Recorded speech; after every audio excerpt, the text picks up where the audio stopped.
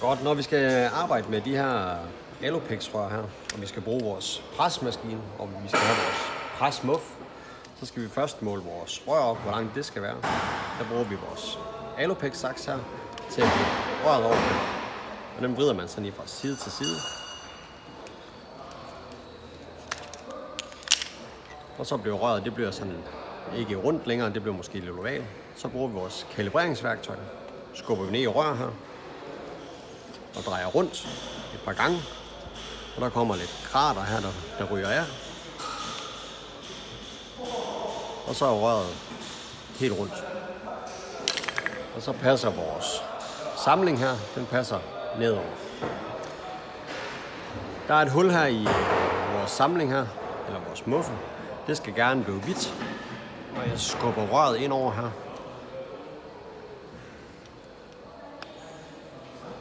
Der kan man se, at de hvide rør, det er kommet igennem. Og det skal det også heroppe, når vi sætter det andet rør igennem. Så nu tager vi lige det andet rør. Gør det helt rundt.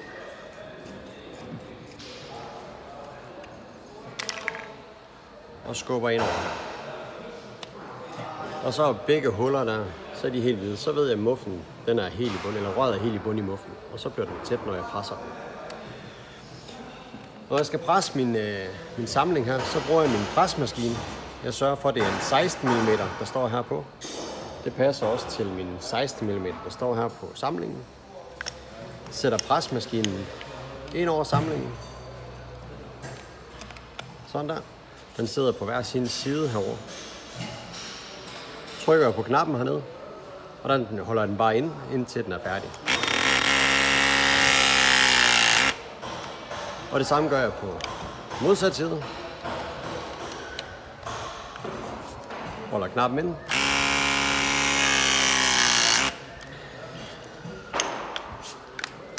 Og så har jeg lavet en samling, og nu skulle den være tæt. Så kan jeg fjerne det her plastik her, som viser, at den er samlet, eller den er presset.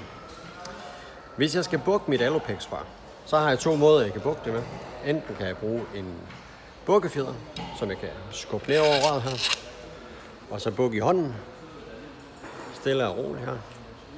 Så kan jeg få et pænt 90 graders buk her, og trække bukkefjederen af igen. Jeg kan også bukke det med min bukkemaskine.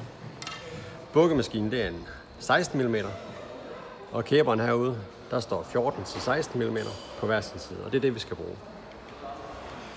Bukkemaskinen virker på den måde, at jeg stopper røret ind over og trykker på den her ned og klikker lige så stille.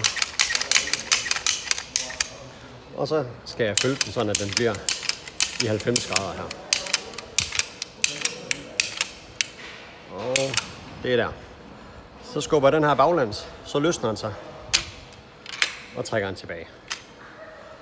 Og så kan jeg lige rette den ud. Den havde lige fået lidt et overbuk der.